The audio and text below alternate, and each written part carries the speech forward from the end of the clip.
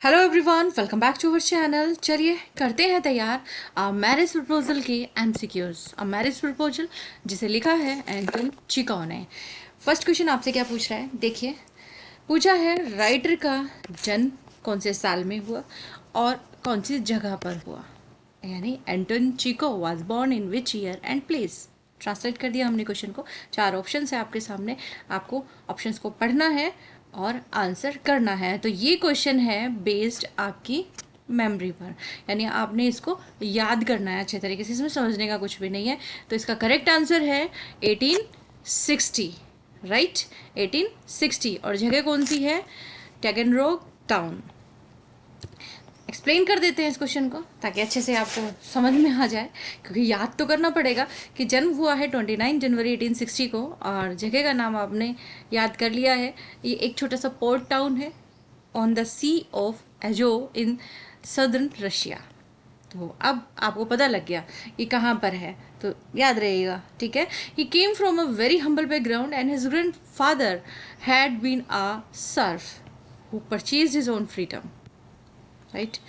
His father ran a grocery shop that eventually went bankrupt, plunging the family into hardship. Chico later moved to Moscow to study medicine and support his entire family by writing short comic pieces for magazines. तो एंटन Chico का सिर्फ हमें जन्म का साल और जगह ही नहीं बल्कि उनके बारे में काफ़ी कुछ इस क्वेश्चन में पता लग गया।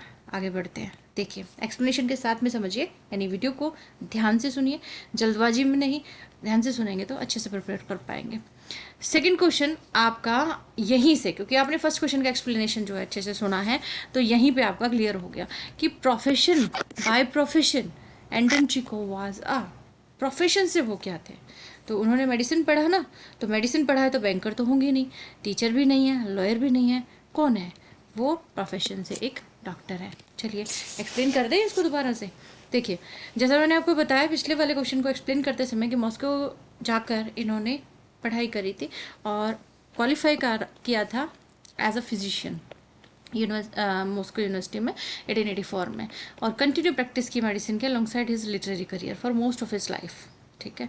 ही ऑफन ट्रेडेड पुअर पीजेंट्स, क्योंकि ये अपने इनका जो फैमिली बैकग्राउंड था ना उसके अंदर ये एक ऐसे परिवार से बिलोंग करते थे जो गरीब था, और अपने जीवन की जो रियलिटी है उनको इन्होंने फेस किया है, तो उन चीज़ों से बहुत ज़्यादा इंस्पायर्ड थे।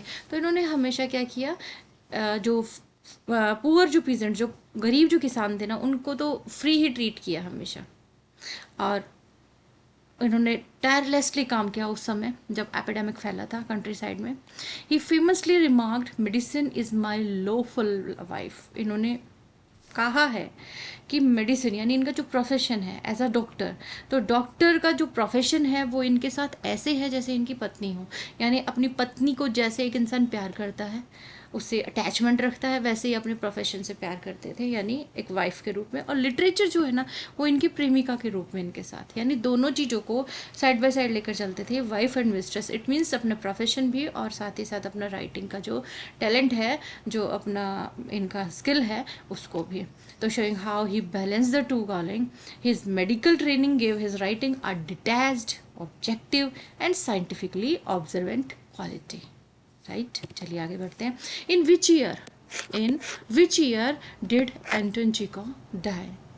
क्रैम कर लो इसको तो यार आप, 1904 में, क्योंकि इसे तो समझने की ज़रूरत नहीं है, इसे तो आपको रटना ही होगा कि 1904 में उनकी डेथ हुई। 15 जुलाई डेट थी, ठीक है, उनकी डेथ हुई थी एक जर्मनी के रिजॉर्ट में, ठीक है। उस समय ये सिर्फ 44 ईयर्स ओल्ड थे और इनको डिजीज़ हो गई थी, काफ़ी मतलब काफ़ी सालों से डिजीज़ से जूझ रहे थे, जिसकी वजह से इनकी डेथ हुई। और जिस बीमारी से ये जूझ रहे थे ना, उसके जो लक्षण हैं उस बीमारी के, जो सिम्टम्स है उस बीमारी के, वो इनकी 20s में ही इनको नज़र आने लग गए थे, ठीक है। His death came just a few months after the successful premiere of his final masterpiece the cherry orchard, ठीक है। आगे देखिए, the proposal was originally written in which language. ये जो हमारा वर्क है एंटन चिको का, जो अपन अपने इस चैनल के ऊपर कर चुके हैं। The proposal, the marriage proposal you can say, was originally written in which language, तो कौन सी लैंग्वेज के अंदर ये लिखा है? यस, ये ओरिजिनली रशियन में लिखा गया है, ठीक है, इनकी मदर टंग में। तो यहाँ से आपको याद हो जाता है कि इनकी मदर टंग जो है वो क्या है? रशियन है। And then Chekhov wrote all his plays and stories in his mother tongue Russian. The original Russian title of the play is, we know very well, already हम वर्क में पढ़ चुके हैं, जिसका लिटरेरी मीनिंग जो है वो भी हमने पढ़ लिया है। तो प्ले जो है वो बहुत सारे रीडर्स के पास में ट्रांसलेशन की वजह से पहुंचा, जो ट्रांसलेट किया गया उसकी वजह से, मतलब बहुत ज़्यादा इसकी जो ऑडियंस है वो बहुत ज़्यादा बढ़ी थी। English version most widely read in India is the translation by Julius West. और इम्पॉर्टेंट है ये चीज़ याद रखना कि ये जो वर्क है ना, इंग्लिश ट्रांसलेट में was not necessarily compose in English, ठीक है। It is important to remember that a work studied in English translation was not necessarily compose in English, right. Next question, the proposal was written in, कौन से year में लिखा गया? Written in, याद रखिएगा, ये 1888 से 89 के बीच में लिखा गया है। ये एक वन एक्ट प्ले है और एक फार्स है। 1888 और 89 में लिखा गया था, in the early and highly productive phase of his career. इस पीरियड के अंदर इन्होंने बहुत सारे शॉर्ट कॉमिक प्लेस लिखे, जिनको आप फार्स बोल सकते हैं। फार्स एक कॉमिक वे में, मतलब एक ऐसा वर्क होता है जो जिसके अंदर मतलब करेक्टर्स को इस तरह से प्रेजेंट किया जाता है या सिचुएशन को इस तरीके से प्रेजेंट किया जाता है जो सीरियस ना होकर भी बहुत सीरियस होती है, मतलब बहुत फ़नी सी छोटी सी सिचुएशन होती है जिसको बहुत फ़नी तरीके से प्रेजेंट किया जाता है, और जो है रीडर्स को, पढ़ने वालों को उस बात को सोच कर ही हंसी आ जाती है, ठीक है। तो द बियर भी इनका एक फेमस फार्स है। द प्रपोजल फास्ट स्टेज इन 1890 and become instantly popular across Russia, even winning praise from the royal family also. तो जार ने इसकी तारीफ करी थी। तो this date help separate his early farces from his mature full length play. The proposal belongs to which dramatic form, कौन सी dramatic form से बिलोंग करता है? तो एक क्वेश्चन दूसरे के साथ में रिलेट होता हुआ आपको नजर आएगा, राइट। तो ये है एक वन एक्ट फार्स। अभी अपन ने पढ़ा एक ही एक्ट का है, और एक ही एक्ट का है, और सबसे बड़ी खासियत आपको बताऊं तो एक ही जगह पर ख़त्म हो जाता है, सिंगल डे के अंदर। अ फार्स, आप समझ लो अच्छे से क्या है। Type of comedy that relies on exaggerated situations, absurd calls, physical humor, and improbable behavior to produce laughter. The proposal is one act farce because its entire action, a marriage proposal, twice interrupted. दो बार एक marriage proposal और दो बार interrupt होता है। एक मतलब बहुत ही ridiculous call दो होती है, दो छोटी छोटी लड़ाइयाँ हो जाती है जिसको मतलब आप कह नहीं सकते बिना मुद्दे की, occurs in a single act, single setting, and one continuous stretch of time. So the characters are deliberately exaggerated comic types rather than deep complex personalities. The English translation of the proposal, commonly prescribed in India slavery, was done by Julius West. हमने पढ़ा है इनको, right. तो detail यहाँ पे दी गई है। Julius West translated a number of Anton Chekhov's short plays. English के अंदर इन्होंने बहुत सारे करे हैं ट्रांसलेट अर्ली 20th सेंचुरी में।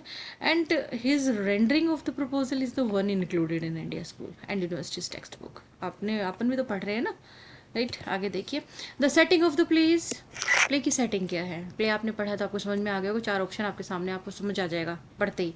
गार्डन, लोमो का ओन स्टेट का गार्डन नहीं है, कोर्ट रूम भी नहीं है, फार्म हाउस भी नहीं है, ये ड्राइंग रूम जो है ना बस वही है सेटिंग इस प्ले की, बस वही शुरू के वहीं ख़त्म हो जाता है ये पूरा का पूरा, ठीक है। पूरा का पूरा प्ले जो है ड्राइंग रूम के अंदर ही शुरू होके ख़त्म हो जाता है, ठीक है। तो there is no change of scene, ना तो बिगनिंग में ना एंड में कुछ चेंज नहीं होता। वन एक्ट प्ले है, और सारी एंट्री, सारे एग्जिस्ट, सब तरह के झगड़े, इवन जो लोमोव है वो फेंट होता है, मतलब फाइनल एंगेजमेंट सब कुछ सिंगल रूम के अंदर ही हो जाती है। How old is Lomov? Lomov जो करेक्टर है यहाँ पे वो किस उम्र का बताया गया है? वो 35 का बताया गया है, और शादी के लिए प्रपोजल लेके आया है, ठीक है। 35 इसकी उम्र दिखाई गई है। He himself announces during his soliloquy, जो अपने आप ही इस चीज़ को अनाउंस करता है वो।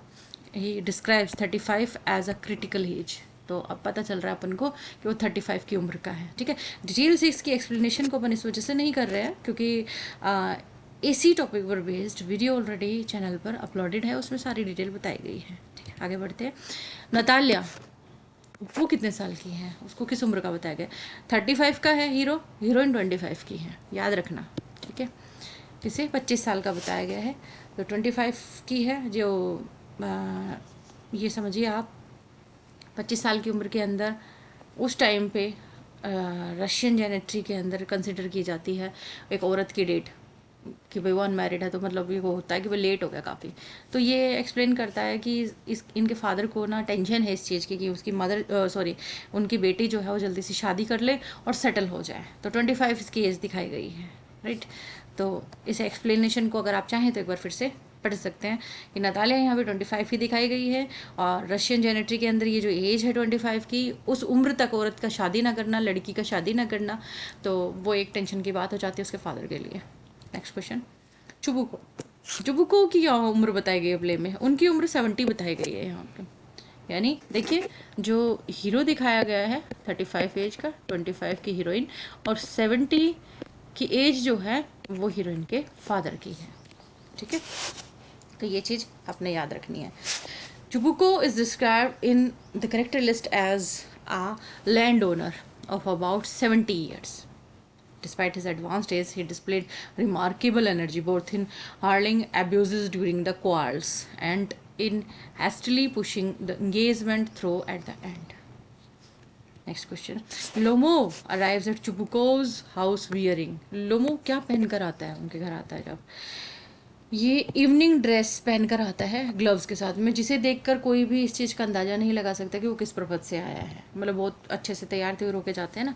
तो लमो की एंट्री होती है पहने हुए एक formal evening dress complete with gloves वगैरह पहन रखे हैं, विच इमीडिएटली सरप्राइजेज, क्योंकि कोई फेस्टिवल नहीं, कोई सेलिब्रेशन नहीं, और इस तरीके के अगर कपड़े पहनकर कोई आता है तो ये सोचते कि यार ऐसा कैसे बन ठन के आया है, ये जैसे कोई शादी ब्याह के अंदर आया हो या किसी त्यौहार वगैरह पे आया हो। तो और formal custom signals the seriousness with which Lomo treats his urn of proposing marriage. It also becomes a source of gentle comedy.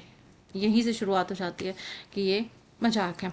On seeing Lomo formally dressed, Chubuko first suspect, पहली बार क्या सस्पेक्ट करता है कि लोमो क्यों आया है। उसे ऐसा बन के आता हुआ देखकर वो इस चीज़ का अंदाज़ा लगाता है कि पैसे मांगने के लिए आया है। ठीक है, in an aside meant only for the audience, Chubuko guesses that his formally dressed neighbor has come to ask for a loan and he privately resolved not to give him anything.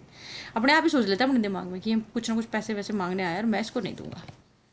What is the relationship between Lomov and Chubukov? Relationship क्या है? वो दोनों के दोनों neighbour हैं एक दूसरे के, क्या है, पड़ोसी हैं एक दूसरे के। राइट, लोमो और चुबुको जो है ना, ये नेबर हैं एक दूसरे के, लैंड ओनर्स हैं रशियन कंट्री साइड के अंदर, and their families have known each other closely, काफ़ी जनरेशन से एक दूसरे को जानते हैं। Lomov has come to Chubukov's house to, आया क्यों है? वो आया है नतालिया का हाथ मांगने के लिए, शादी के लिए। चुबुको की बेटी है नतालिया जो 25 साल की, अभी तक शादी नहीं हुई है उसकी, उससे शादी करना चाहता है, उसका हाथ मांगने आया है।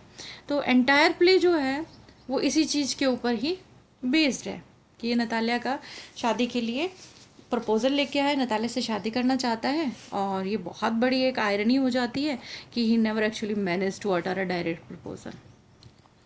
On hearing Lomov's intention, Chubukov react with, intention जानकर क्या होता है, भाई खुशी से भर जाता है कि बहुत बढ़िया, अब बेटी की शादी हो जाएगी। सुनकर, क्योंकि जब तक उसको देखा था ना, आ गया और बहुत अच्छे से कपड़े वपड़े पहन के आया, जब तक तो उसने अज्यूम किया था कि ये तो पैसा मांगने के लिए आया है। ठीक है, तो यहाँ पे वो खुशी से भर जाता है जब उसे पता चलता है कि मेरी बेटी का हाथ मांगने आया। तो the moment Lomov reveals his wish to marry Natalia, Chubukov's manner transforms completely. वो एम्ब्रेसेस करता है, लोमो को किस करता है, अपने आंसू बहाता है खुशी में और डिक्लेयर करता है कि he has always hoped for exactly this match, कि जैसे हमेशा से बेचारा इंतज़ार कर रहा था शादी के लिए। When Chubukov goes to call Natalia, what does he tell her? क्या कहता है उसको? वो उसे बोलता है कि that a merchant has come for goods. Chubukov deliberately conceals the real purpose. Real purpose छुपाता है उससे। कहते हैं कि मर्चेंट आया है, एक व्यापारी आया है, came to collect his goods. Because of this trick Natalya enters the drawing room casually dressed in her apron, है ना। और भी समझ लो उसको पता ही नहीं था। तो उसकी जो इग्नोरेंस है ना, उसकी वजह से जो कन्वर्सेशन है वो लैंड डिस्प्यूट के ऊपर मतलब सेट हो जाती है कि आपस में झगड़ा करना स्टार्ट कर देते हैं वो लोग, क्योंकि उसे पता ही नहीं होता ये प्रपोजल लेके आया।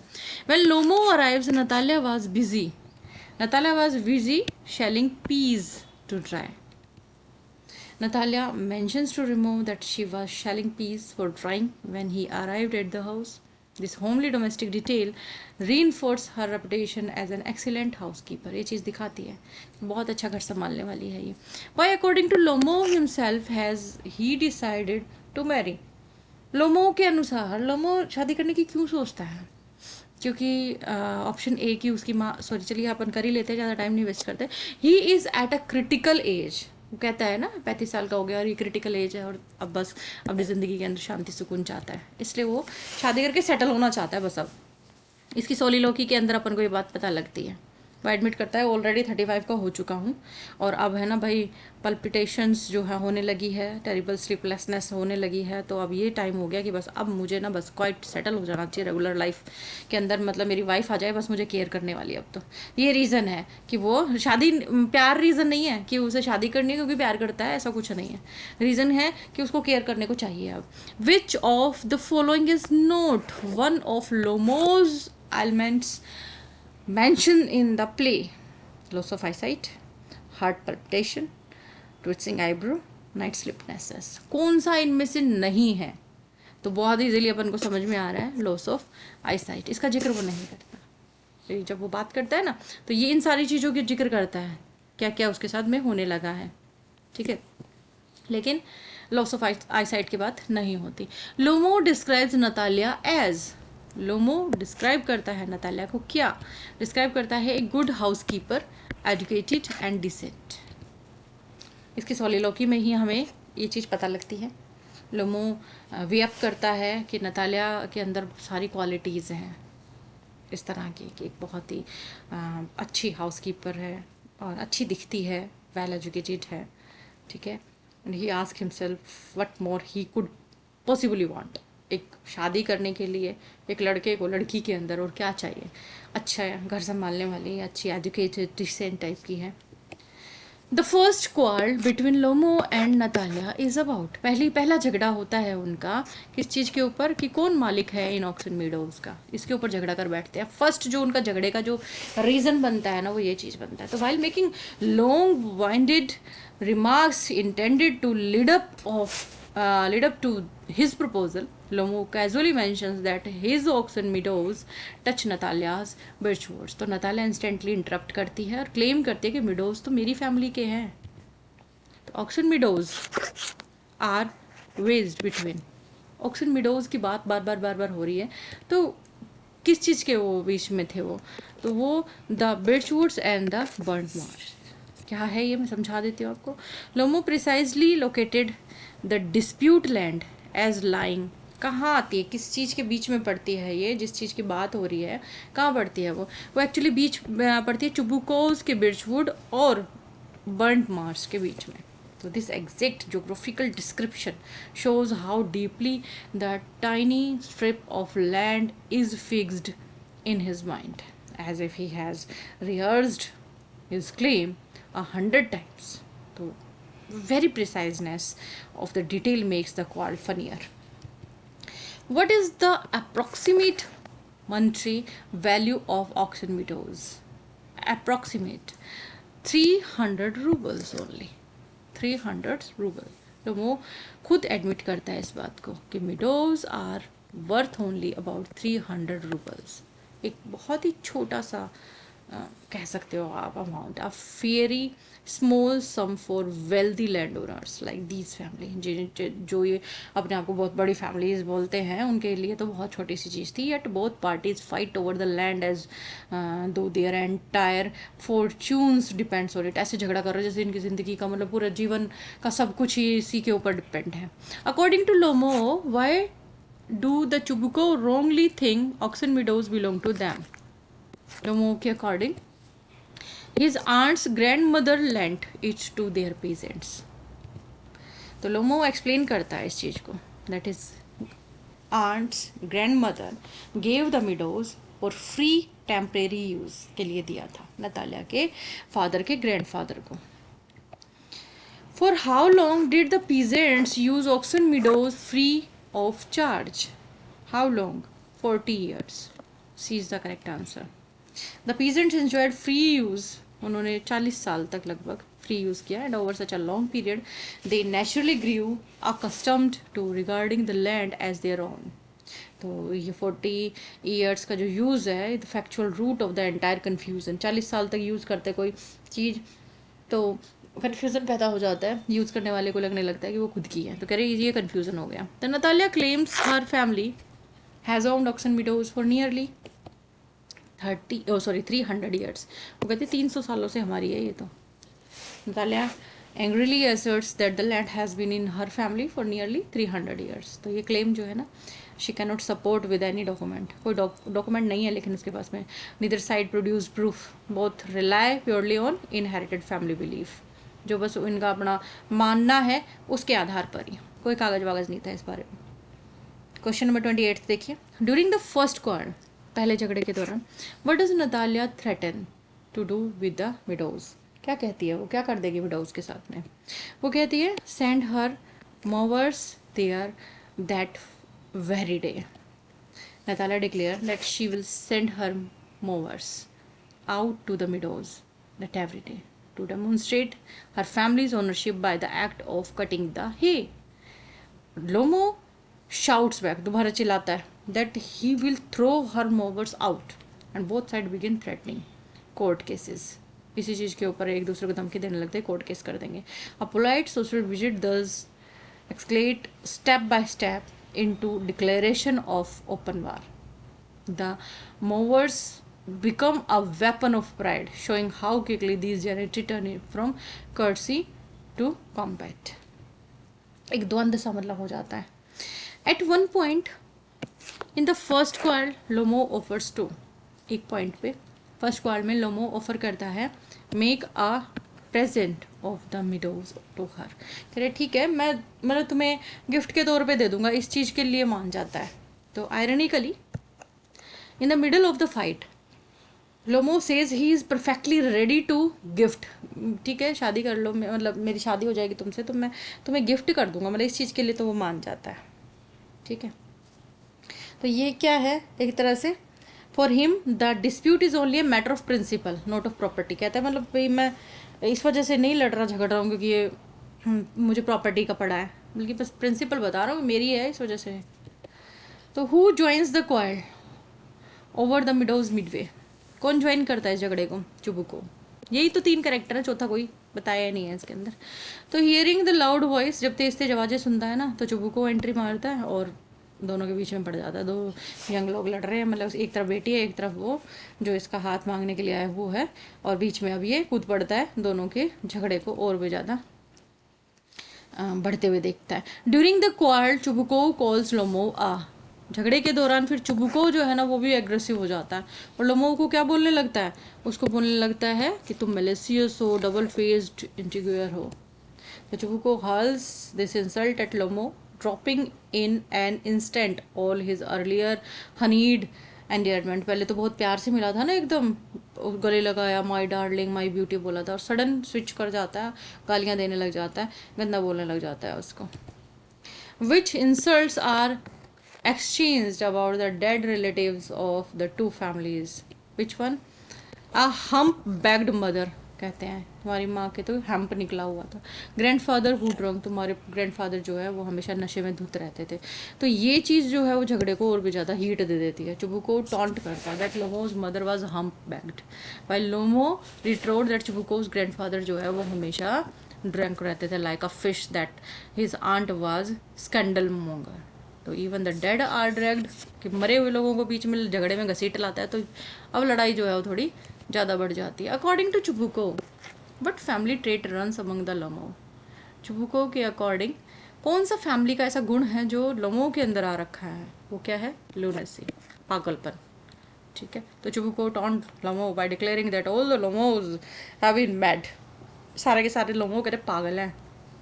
इस तरह से पूरी फैमिली को ही मतलब बोल देता है बुरा। ये जो लाइन है पूरी फैमिली को ही चिपका देता है। तो he raises the insult of its most wounding level. Lomov replies in kind with charges against the Chubukov's ancestors. Right, next है, which insults does Lomov hurl at Chubukov before struggling out? Which insult? Old rat Jesuit, losing all self control, यानी अपना control बिल्कुल होते हुए Lomov call Chubukov an old rat, उसको बोल देता है बूढ़ा चूहा, and a Jesuit. The second word meaning a cunning, जो जिसेट का मतलब क्या है? धूर्त, धोखा देने वाला, जानबूझ के धोखा देने वाला। Chubukov fire back with milksop, the other colourful abuses of his own. इनके बीच में झगड़ा बढ़ जाता है ऐसे ऐसे बोल के। Chubukov abuses Lomov with which of these phrases? इनमें से कौन कौन सी बातें बोलता है? The stuffed sausage, the wizen faced frump, इस तरीके की बात बोलता है। What is the meaning of it? After Lomov struggles out clutching his heart, Chubukov continues shouting insult at her his back, calling him the stuffed sausage, the wizen faced frump. इसका मतलब ridiculous colourful abuses है ये एक तरह से। तो there sheer absurdity turns anger into comedy for the audience, मतलब audience के लिए तो ये एक तरह से चाइल्डिश टाइप के साउंड करते हैं, यानी ये इंसल्ट भी कैसे चाइल्डिश टाइप के। तो showing that beneath their dignity these characters fight like children. But physical condition overtakes Lomov during the first quarrel, पहले झगड़े के दौरान क्या होता है? Numb foot, racing heart. तो झगड़ा होता है, जैसे जैसे बढ़ता है, मतलब झगड़ा जैसे जैसे गर्माने लगता है, बढ़ने लगता है, लोमो क्राई आउट और ऐसे कहता है बस मेरा हार्ट जो है ब्रस्ट कर रहा है, उसके फुट जो हैं वो ऐसे हो रहे हैं जैसे नंब से हो गए हैं, तो ऐसा आंखों के सामने उसके तारे जैसे आने लगे हैं। तो ये जो उसका हिपोक्रोनिया फ्लेयर है, it up act exactly the moment his ego is under attack. Right, how does Natalia react when told that Lomov had come to propose to her? Natalia फिर कैसा रिएक्ट करती है जब उसे पता चलता है कि तो प्रपोज करने आया था मुझे? रोने लग जाती है फिर तो, well cries, bring him back करने लगती है, वापस लेके आओ। ये जो मोमेंट है ना, जिस समय नतालिया को पता लगता है, यानी सच पता लगता है कि भाई ये तुम प्रपोजल लेके आया था मुझसे शादी करने का, तो he breaks into tear, become completely hysterical. और पता है इतना पता लगने के बाद में भी ना, आगे देखना आप, मतलब आपने वर्क तो मेरे सामने पढ़ ही लिया हुआ है इस चैनल पे, नहीं पढ़ा तो पढ़ लेना। यह यहाँ पे लगता है कि अब इसे पश्चाताप हो, मतलब ये इसको पता लगा है तो ये थोड़ा सा रिग्रेट कर रही है और रोने लगी है, परेशान हो गई है कि उसे वापस बुलाओ वापस बुलाओ। लेकिन वापस बुलाने के बाद में भी ऐसा नहीं है कि बंदी शांत हो जाएगी या उससे माफ़ी मांग लेगी और माफ़ी मांग के फिर बस सब ठीक हो जाएगा। नहीं, अभी दोबारा दूसरा झगड़ा हो रहा है अभी इनका। ठीक है, चलिए आगे बढ़ते हैं। आगे देखिए, exasperated by Natalia's hysteria, Chubukov calls him own daughter a, क्या बोलता है अपनी खुद की बेटी को? A love sick cat. क्या बोलता है? Love sick cat. Driven half mad by Natalia's wailing and accusation, Chubukov calls her a love sick cat and in his frustration even threatens to shoot himself or cut his own throat. The insult is comic because it is aimed by a father at the very daughter whose marriage he is desperate to arrange. So his household mean to be celebrating a betrothal has collapsed into screaming chaos. The phrase underline Natalia's frantic hunger for a husband.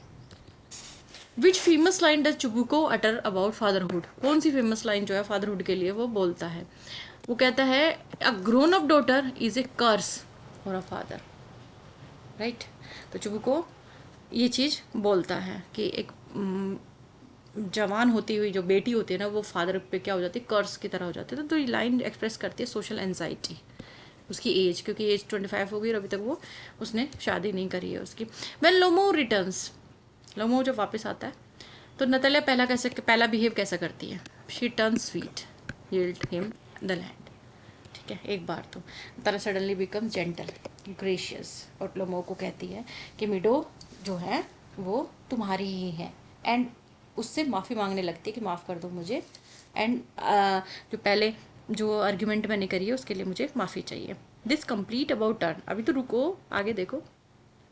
To change the topic Natalia ask Lomov about, अब topic को change कर रही है। अब देखना क्या पूछेगी Lomov से, क्या पूछेगी, his plan to go shooting soon, ठीक है। Natalia deliberately steers the conversation toward hunting, asking Lomo whether he intended to start shooting soon. She chooses the subject as safe, pleasant ground on which the proposal might finally happen. So ironically, this safe topic leads straight into the second and even farcier quarrel because Lomo mentioned his dog gas. अब यहाँ पे और अब झगड़ा शुरू होगा। Second देखो, second लोमो और नतालिया के बीच में इज ओवर। किस चीज़ के बारे में, यस कि कौन किसका कुत्ता ज़्यादा अच्छा है, गैस या स्क्यूज़र, है ना। बोलते हैं ना एक मीम है, पता नहीं जॉक भी है कि साडा कुत्ता कुत्ता पता नहीं ऐसे कुछ है, आपको पता हो तो कमेंट करके बताना। Whose dog is better, Guess और स्क्यूज़र, यानी दो डॉगी की बात होती है यहाँ पे। जो हीरो है उनका कुत्ता और जो हीरोइन है उनका कुत्ता, दोनों के लिए झगड़ा होना शुरू होता है, किसका डॉग ज़्यादा बेटर है। ये महंगा, मतलब ऐसे भी होगा कि मैंने इतने में ख़रीदा था और ये सब। तो सेकंड जो झगड़ा है ना वो इनके बीच में, लोमो का डॉग है गैस, वो कहता है कि सुपीरियर है नतालिया के डॉग से। तो ये दोनों जो एडल्ट है ये इस बीच इसके ऊपर अब झगड़ा करने लगते हैं। What is the name of लोमोज dog, yes most obviously कि गैस नाम है उनके डॉग का, लोमो के डॉगी का। और प्राउडली वो कहता है कि ये जो डॉग है as a first rate hunter with a wonderful pedigree. So Natalia's dog by contrast is called Squeezer. Two names must be paired correctly with their owners. Guess जो है लोमो से और स्क्यूजर जो है नतालिया से, क्योंकि entire second coil turns on this rivalry. Each owner praises his or her own dog to the skies while mercilessly listing the defect of the other's animal. How much did Lomov pay for gas, कितने पैसे में खरीदा था, कितना, मतलब sorry खरीदा था नहीं कह सकते अपन, कह सकते हैं कि गैस के लिए उसने कितना पैसा खर्च किया।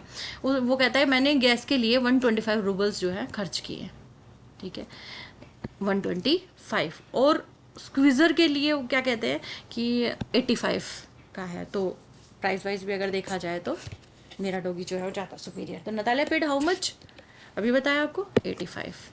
पिछली एक्सप्लेनेशन को आपने पढ़ा तो ये भी आपके क्लियर हो गया, राइट। आगे बढ़ते हैं। What defect does Lomov point out in Squeezer, कौन सा डिफेक्ट जो है लोमो पॉइंट आउट करता है नतालिया के डॉगी में। The dog is overshot in the jaw, कहता है डॉग जो है वो ओवरशॉट है, और जबड़ा अगर देखा जाए तो उसका। Lomov insist the Squeezer is overshot, a hunting term meaning that the lower jaw is shorter than the upper one, अगर शिकारी कुत्ते के रूप में अगर देखा जाए तो। What defect does Natalia ailing in Guess, Natalia क्या कहती है गैस के अंदर क्या डिफेक्ट है। वो कहते हैं कि ये जो है ओल्ड है, शॉर्ट है मसल में, और Natalya counters that Guess is old and short in the muscle, therefore practically useless as a hunting dog. Each side magnifies every possible fault in the other's animal while remaining completely blind to the weaknesses of its own. खुद वाले की कमी कोई से को भी नज़र नहीं आ रही, मतलब एक दूसरे के डॉगी में कमी निकाल रहे। During which hunt, according to Lomo, did Gas run neck and neck with the Count's dog? The Morasinki hunt. Lomo proudly recalls that in the Merusinski hunt, his Gas ran neck and neck with the Count's dog, or Squeezer was left. A hole was behind. So Natalia immediately rewrites the same memory, claiming that the Count's whipper in had struck Gas with his whip, so which explain his speed. So one single event thus produced two opposite verses. दो opposite verses present हो जाती है एक ही बार में. A worst mentioned in the dog quarrel is, what is that? That is a Russian unit of distance. It is a Russian measure of distance.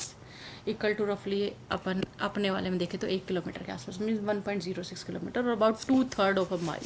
लोमो uses the word while boosting करने के लिए, शेखी भगाने के लिए यूज़ करते। तो what happens to Lomov at the climax of the second quarrel, क्या हो जाता है, कोलैप्स ही हो जाता है भाई वो तो चेयर पे, जैसे कि मर ही गया हो इस तरीके से, क्योंकि झगड़ा बहुत ज़्यादा बढ़ जाता है, उसकी पल्पिटेशन वो बढ़ जाती है, लोगों को क्राई आउट करता है कि हार्ट मेरा बस फटने वाला हो रहा है, the shoulders has come of and he is seeing stars, इस तरीके से आर्म चेयर के ऊपर गिर जाता है। Seeing Lomov apparently dead, Chubukov cries out for a doctor, और पानी, चिल्लाता है कि डॉक्टर को बुलाओ, थोड़ा पानी लेके आओ। डर जाता है एक फादर जो है, और डॉटर जो है वो भी चिल्लाती है for water and doctor, and चुबुको in his panic even feels that he will shoot himself. The scene is richly comic because only moment earlier both of them were abusing the dead man about mercy. अभी थोड़ी देर पहले कुछ और झगड़ा हो रहा था, अब कुछ और हो रहा है, तो सब मजाक सा लगने लगता। How is the engagement finally settled, कैसे होती है? A father joins their hand in a hurry, जल्दबाजी में दोनों के हाथ मिलवा देता है। ये जो मोमेंट होता है ना, लोमो रिवाइव करता है थोड़ा सा, मतलब जैसे अभी बेहोश था ना, तो थोड़ा सा जैसे उसको होश आता है, तो चुबुको क्या करता है, चुबुको को चांस मिल जाता है, जल्दी से नतालिया का हाथ लेता है, लोमो के हाथ में रख देता है और दोनों को एंगेज डिक्लेयर कर देता है। इस तरह से होता है। What are the last words of the play spoken by Chubukov? Last word क्या है इसका कि and now the family happiness has begun. This is the last line. Even as the newly engaged couple resume screaming, gas is better and the squeezer is better at each other, Chubiko calls for champagne and shouts over their noise that family happiness has now begun. What do Lemo and Natalia quarrel about even after getting engaged? अभी ठहर जाओ, मतलब engagement हो गई और engagement के बाद में भी फिर से झगड़ा कि their two dogs once again, फिर से उन्हीं दो डॉगीज पे झगड़ा। फाइनल मोमेंट के अंदर भी फ्रेशली अभी एंगेज हुए हैं, ये कपल बने हैं अभी, और फिर से झगड़ा शुरू हो जाता है कि वेदर गैस और Squeezer is the better dog, right. The central theme proposal है, सेंट्रल थीम क्या है प्रपोजल का, बहुत इंपॉर्टेंट क्वेश्चन है कि marriage treated as purely economic deal. Love is the love जो है वो यहाँ बिल्कुल एकदम गायब है, समझ लो। Not a single character in the play ever mention love. Lomov जो है वो एक केयर टेकर वाइफ चाहता है अपनी हेल्थ के लिए, अपने स्टेट के लिए, और नतालिया एक को हस्बैंड चाहिए क्योंकि बड़ी होने लगी, उसके ऊपर शादी नहीं हुई, और चुबुको को एक हेल्दी सन इन लॉ चाहिए, और साथ में क्या है पड़ोस की प्रॉपर्टी हो जाएगी। तो marriage is discussed exactly like a business contract. The quarrel over the meadows and the dog privately satirizes what? Human ego and human pride, छोटी छोटी चीज़ों के ऊपर। तो both disputes concern things of almost no real value, a strip of land worth barely 300 ruble ना, and the comparative merits of two hunting dog। अब बताइए आप, दोनों के दोनों मैटर इस टाइप के हैं। Lomov can best be described as a, Lomov को कैसे आप डिस्क्राइब कर सकते हैं?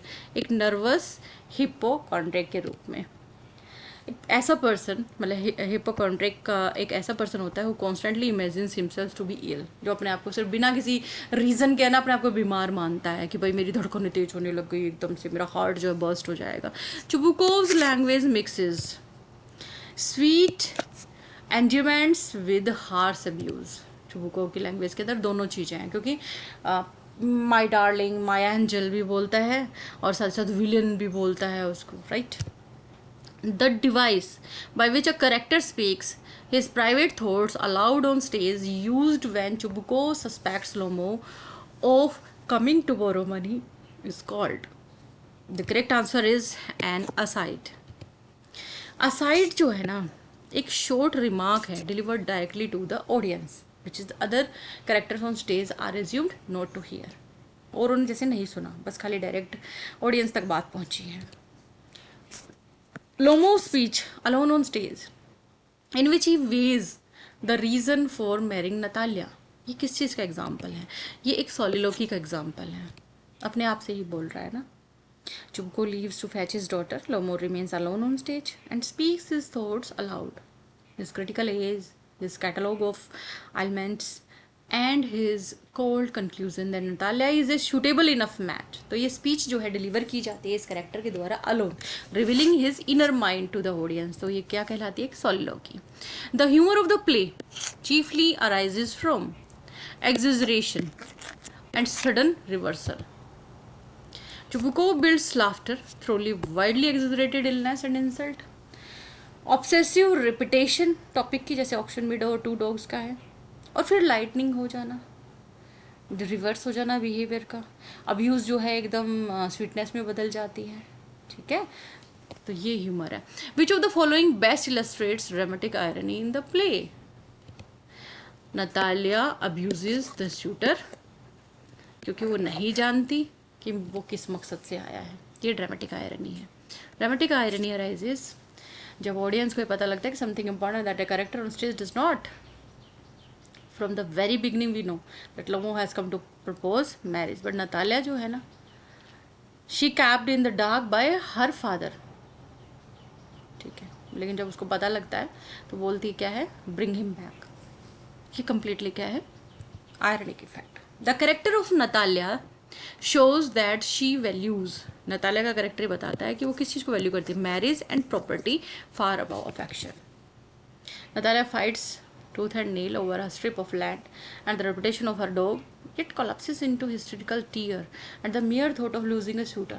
सोचिए कि एक प्रपोजल लेके आया था बंदा, वो चला गया। Chubukov's eagerness for the marriage mainly reflect, उसकी इच्छा कि एक रिच नेबर सन ले लो, बस ये है। तो चुबुको openly admit that he has long dreamed of this particular match. Lomo is a wealthy landowner and alliance with a neighboring estate showed Chubuko's interest perfectly. The play suggests that the married life of Lomo and Natalia will be, ये play क्या suggest करता है, full of endless क्वार्ल, क्योंकि हो रही है ना बार बार bickering हो रही है और क्वार्ल हो रही है, तो अंगेज्ड कपल अभी अभी मतलब ये कपल बने अभी अभी अंगेज हो और तुरंत फिर से लड़ाई झगड़ा करना शुरू कर देते, तो ये प्ले हमें यही सजेस्ट करता है। Which other famous one act farce did Chekhov write? Which one? The bear is the correct answer. The bear 1888 का है, एंटोन चिको का एक वन एक्ट फार्स ही है, written in the same period as the proposal. Proposal लिखा गया उसी time लिखा गया है। In it a rough creditor and a mourning widow quarreled furiously, nearly fight a duel. Right? Which of the following is a full-length play by Anton Chekhov? Uncle Vanya. Uncle Vanya, 1897 is one of Anton Chekhov's 4 great full-length plays. 4 जो बड़े पड़े हैं उनमें से एक है ये। Standing alongside the Seagull, Three Sister and the Cherry Orchard. Anton Chekhov received the Pushkin Prize in 1888 for his short stories collection At Dusk. In 1888, Russian Academy of Sciences awarded Chekhov this award. Anton Chekhov's last major play, completed shortly before his death, was The Cherry Orchard. The Cherry Orchard premiered in January 1904 at the Moscow Art Theatre only about 6 months before Chekhov's death. 6 महीने बाद बस इसकी death हो गई थी। तो the play portrays an aristocratic family losing its beloved estate and orchard to social and economic change like the proposal. It deals with landowner and their deep attachment to property. The word farce in drama means, अच्छे से अपन कर चुके हैं वैसे इसको, एक comedy of absurd exaggeration. Farce is what? It is a form of comedy. Already we have done, right? The social class satirized in the proposal is, कौन सी social class को satirize किया गया है? The Russian landed gentry. All 3 characters in the play are landowners. तीनों के तीनों landowners है ना, और बिलोंग किसे करते हैं? To the rural gentry class of 19th century Russian. Chekhov exposes their hunger for land. Which statement about the proposal itself is true? कौन सी स्टेटमेंट जो है वो प्रपोजल के लिए ट्रू है? Lomov never utters a direct proposal at all, ये true है। और ये प्ले की सेंट्रल आयरनी भी है, क्योंकि ड्रामा का टाइटल जो है ना द प्रपोजल है, और प्रपोजल किसी तरीके का कुछ बोला ही नहीं जाता। प्रपोजल तो पूरे प्ले में कहीं आता ही नहीं है, एंगेजमेंट हो जाती है finally. Lomo justifies his decision to marry by saying he can never expect what? An ideal or real true love. ये बात वो बोलता है अपनी soliloquy में. Lomo reasons that if a man keeps waiting for an ideal or genuine love, he will remain a bachelor for ever. वो ये बोलता है कि अगर आपको जेन्युइन लव की तलाश है या आइडियल लव की तलाश है तो he you remain a bachelor forever. तो he therefore decided to settle for a merely suitable match in Natalia who is a good house keeper, educated and not bad looking. Educated है, bad looking नहीं है, तो love को कोई मायने नहीं देता हूँ। The tone of the play can best be described as, क्या कहा जा सकता है, लाइट है, आयरनिक है और सैटरिकल है। Although the play criticized greed, ego, and loveless marriage, it delivers its criticism entirely through laughter rather than lecture or gloom. The message of the proposal is that, क्या message है? Pity, ego, and greed can ruin relationship. यही message देना चाहता था proposal कि छोटा सा मतलब ईगो और जो ये लालच है ना, ये मतलब छोटा सा लालच भी आपकी रिलेशनशिप को बर्बाद कर सकता है। टेंचिको shows two families nearly destroying a match that everyone desires merely over a worthless strip of meadow and the comparative merits of two dogs. क्या है वजह? Vanity, possessiveness and the heat of Wien.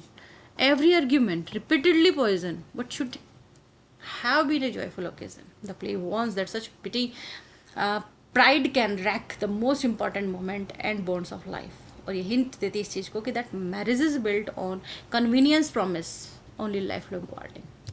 तो like कर दो जल्दी से, हर एक question के लाइक बनना चाहिए, शेयर कर दो और चैनल को सब्सक्राइब जरूर कर लो। Thanks for watching.